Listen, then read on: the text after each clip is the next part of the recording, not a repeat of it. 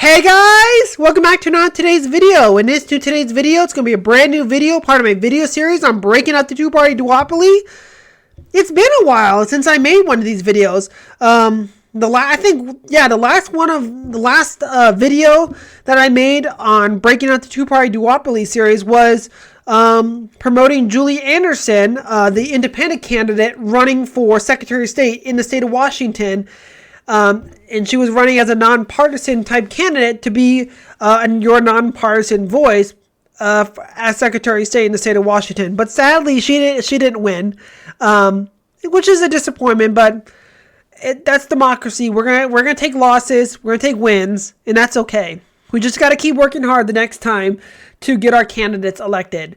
But I think the reason why I chose not to stop making videos on this issue in this series is because I just got burnt out, especially with talking about ranked choice voting and reforming our democratic system. I just got burnt out talking about it, and I just wanted to talk about other issues such as our criminal justice system. And if you haven't already, check out my 1 hour long video where I talk about the sex offender registry. Check it out in the description. Check it out here, check it out here. And I just got really burnt out because all of us, content creators, we just get burnt out talking about if we just talk about one specific issue over and over and over again. It just gets quite repetitive, and we just don't want to make video content on this type of topic anymore. And the same goes with promoting candidates over and over and over again. It's the same rhythm over and over and over again. But I just want to say that I will never stop making videos for this series because there's a lot of great candidates who are running on the platform of the Libertarian Party, the Green Party, the Reform Party, the Peace and Freedom Party, the Reform, the Constitution Party, the Forward Party, the Common Sense Party, the California National Party, and so forth. There's a lot of good candidates running, and there's a lot of hurdles that a lot of these candidates have to do to actually get ballot access, to raise money, mainly because they don't have the large party apparatus that the Republicans and Democrats do, where they can have the funding that they need to actually get their names out there to get their names on the ballot and to present themselves as credible candidates. And also, minor parties and independent candidates, they have to meet certain polling requirements to be able to be allowed to be invited to the debates between the Republicans and Democrats. In some states, it's 5%, others it's 15%, and so forth. And that's one of the reasons why I made this series, breaking up the two-party duopoly series, to truly help give independent candidates like Monica Gary, who's running as an independent candidate for State Senate District 27 in Virginia in their upcoming November election for State Senate. And to truly help give those people a voice, to make it a bit more easier for them, and to ensure that their names are getting out there, and to actually present themselves as a better alternative towards the duopoly, for instance, which are the Republicans and Democrats. And that's why I make this series, why I make these videos, to truly help give them a fighting chance at being elected. And once we start electing these different parties and independent candidates into public office at the local, state, and federal level, we are truly eroding the duopoly within the United States' political system. And that will ultimately reimagine an America and a Virginia that all Americans and Virginians want to live, where they all have an elected official that better represents their interests and better represents their values. And that will truly ensure that everyone is no longer suffering but prospering as we continue to create a brighter democracy for America. So, what? So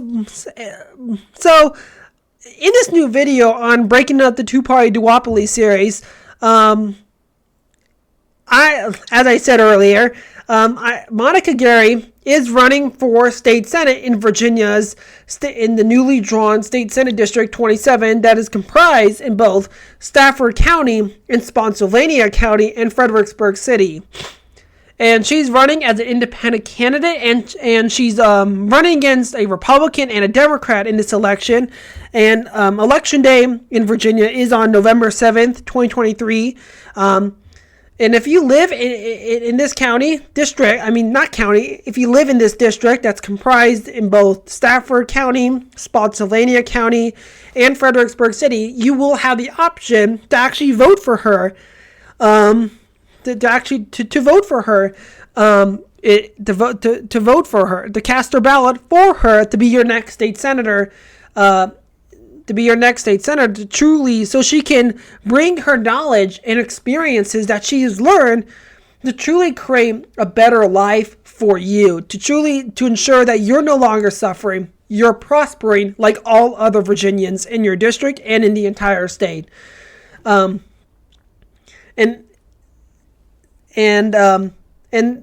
so, yeah, let's and just want to say she is my endorsed candidate for state senate, because throughout her life, she's not perfect by any stretch of the imagination. No one's perfect, like the Republicans, such as the Republicans and Democrats. They don't have the perfect or the best solutions for everyone. Everyone has good solutions. Everyone has good decisions, but we all make bad mistakes. But we're constantly learning from them, and we use those and we learn from them, and the experiences and the things that we experience in our lives will help us make better decisions. And that's who Monica Gary is. She is a person that has learned from her time serving as the Board of Supervisors in Stafford County. If it is serving as if it is all of her other previous jobs that she has done throughout her life, she will truly create, if elected, she will be your fighter, and she will ensure that everyone has a high quality lifestyle where all of you are prospering and not suffering. And that's why she has my complete and utter endorsement for State Senate District 27. And I'm here to convince you why you should vote for her. Because she is truly in it. She is truly in it to lead Virginia towards a better direction. Her slogan is, there is a better way. There is a better way. It's not the Republican or Democrat way. It's the alternative way. It's the independent way. And it's the Monica Gary way. That's why you should vote for her. So, going into a little bit of background of who she is as a person, and going a little bit who she is and what she has gone through to truly to get to the point where she is, which is running for state senate. Let's go in a little bit of who she is as a person, her story. I was born in Fairfax Hospital and spent my early years in Harmony Place Trailer Park on RT1. Though my mother worked incredibly hard, it was never enough to make the leap from poverty to middle class. Like many of us, our family struggled to make ends meet. We lived on food stamps, housing vouchers, and the charity of strangers. I endured an unplanned pregnancy at 17 and became mother to a 23-week preemie. I could be pronouncing it wrong. Our new family of two was immediately in need of Section 8 housing, food stamps, WIC, utilities and phone service, and transportation. More than likely, you know that I am a former stripper. It's not something I'm ashamed of. Far from it. I'm grateful for that experience. The strong bonds I formed with other workers and for the lessons I learned. Because of my past, I understand the hardships our community faces. I've struggled with food and housing insecurity, inaccessible healthcare, financial instability, abuse, you name it. I've been there. I understand and serve my community from a place of empathy. Because of those experiences, I am a better, more dedicated elected official because of them. Despite the challenges I faced, I continued to push forward and ultimately found solace in Jesus. My faith guided me to live a life of intention, service, and purpose. I married my husband, a U.S. Marine Corps veteran and former police officer, and we set out to raise 7 children. In the years that followed, 2 of our children are now adults serving in the Army and U.S. Marine Corps, continuing to be of service wherever possible. I served in various ministries and community organizations, also earning my degree in theology and now working to complete my Master's of Divinity. My days were full, but I made time to invest more deeply in the community when I saw such deep pain during the unrest after George Floyd was killed. I began regularly attending county board meetings and working with members to improve decisions, organizing with activists and faith groups, and building lasting connections with my neighbors on a daily basis. The more I became involved, the more it crushed me to see my neighbors suffer with no help coming from the leaders they elected.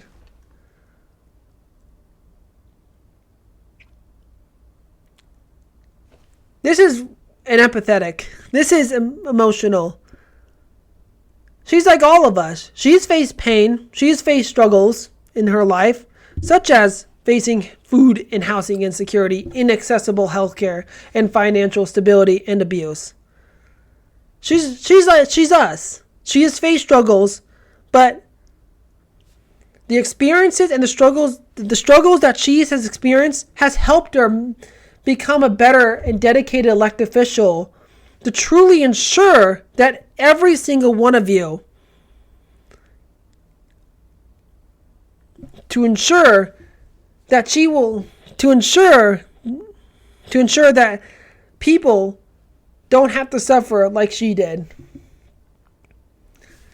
This makes her a great leader and a formidable and excellent candidate to be the next state senator from District 27, because she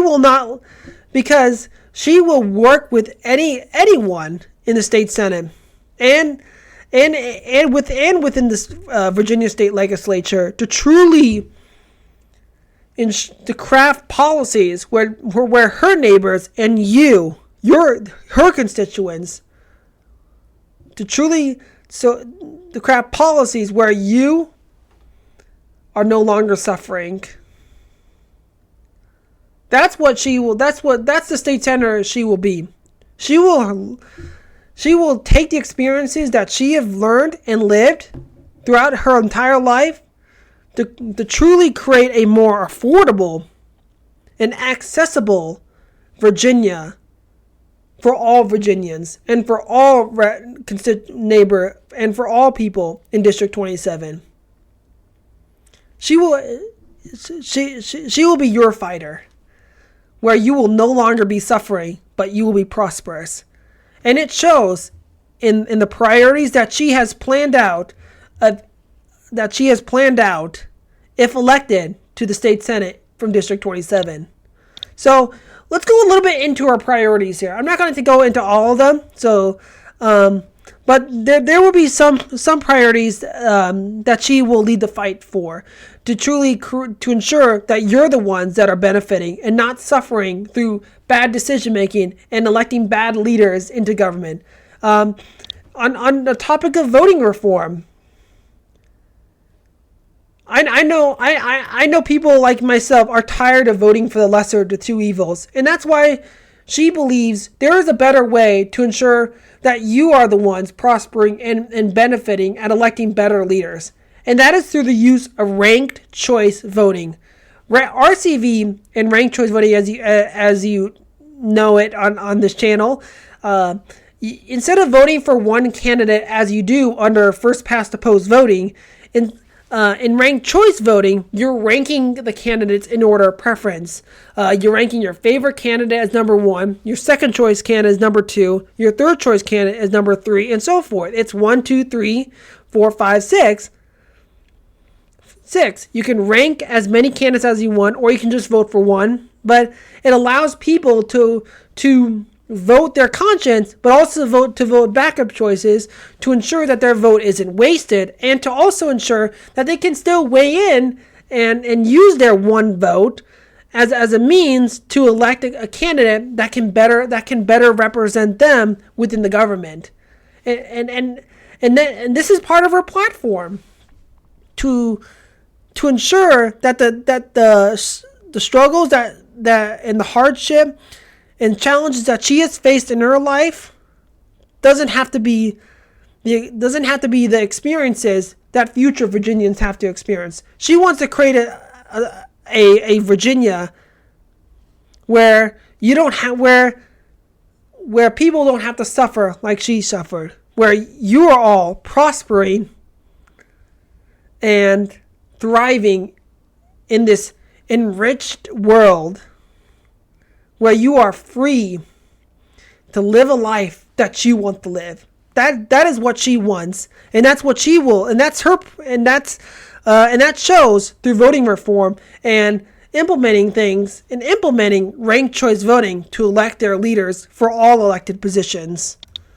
On the topic of transportation, and as I quote here, our 27th Senate District is home to a vibrant mix of city, suburban, and rural communities, each with its own unique transportation needs. I have the knowledge required to deliver solutions and much needed funding for our area's vital infrastructure systems, helping local economies grow and boosting opportunities in our business community.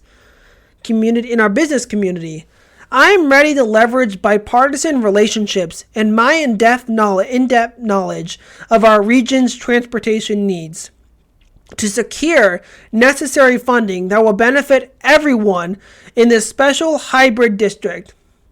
From city dwellers, suburbanites, and rural folks alike, you can count on me to make sure quality of life improves all areas while helping local economies thrive from improved public transportation. With my experience on transportation boards, Fredericksburg Area Metropolitan Planning Organization Policy Board, VRE Policy Board, and Potomac PRTC, as well as knowledge specific to our region's challenges, our infrastructure funding gaps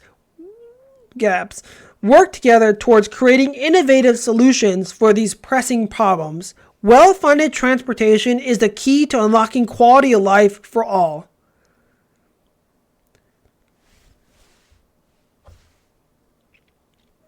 And part of ensuring that everyone can live a prosperous life and a more vibrant life is to ensure that they have access to well-funded transportation.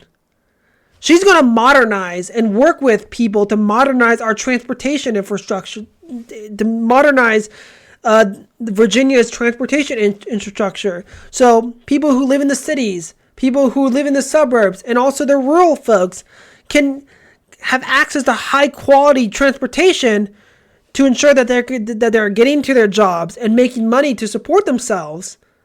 As well, they can also get they can be transported to get to so they can have access to grocery stores, so they can provide for their families, to provide for themselves, to give them a sense of stability, so they can enrich themselves and so they can meet new people in life and they can get themselves out there and be well connected with society as much as possible. That is the vision that Monica Gary wants to bring to not just to her district, but also to Virginia as a whole. She wants to be a fighter for you. She wants you to have the most prosperous lifestyle. She doesn't want you, she wants to ensure that you are no longer suffering like she did. Like, she wants to ensure that you're not going through financial hardship or facing challenges. She wants to be a fighter for you. And that's why she's running for state senate. And those are some of her priorities. I won't get to all of it, mainly because I will leave her campaign website and her Twitter in the comment section below. But overall, what do you guys think about her as a candidate? And if you do live in Virginia State Senate District, consider checking her out on her campaign website and her Twitter that I will link in the comment section below. And if you are a person that's considering and supporting her and voting for her, consider donating to her campaign and also joining her campaign to get updated, to get information about our campaign, and also volunteering, a chance to actually volunteer and canvass or even phone bank to help spread the word in District 27, if you do live in the district, to get as many people on board to support her candidacy, because real change comes from all of us. It doesn't start nationally. It doesn't start big. It starts small. It starts at the local level. It starts with us to truly take action in electing better leaders, to truly reimagine an America that we want to live. But overall, guys, thank you so much for watching. And also, don't be afraid to comment down below. And if you want, share some other candidates that are running for elected office in 2023 and 2024 that are running as a minor party or independent candidate, because I will promote them on this channel to help give them a real voice within our democracy and within our political system, because that is how we are going to truly break up the two-party duopoly and reimagine an America in which all Americans have a political party and an elected official and leader that they feel comfortable approaching, and that they can ensure that their viewpoints and their wants and needs are being heard within our government and our democracy or our republic. So overall, guys, thank you so much for watching. Don't forget to like and subscribe and comment down below. And until next time, guys, this is the Young Centrist, and I am out.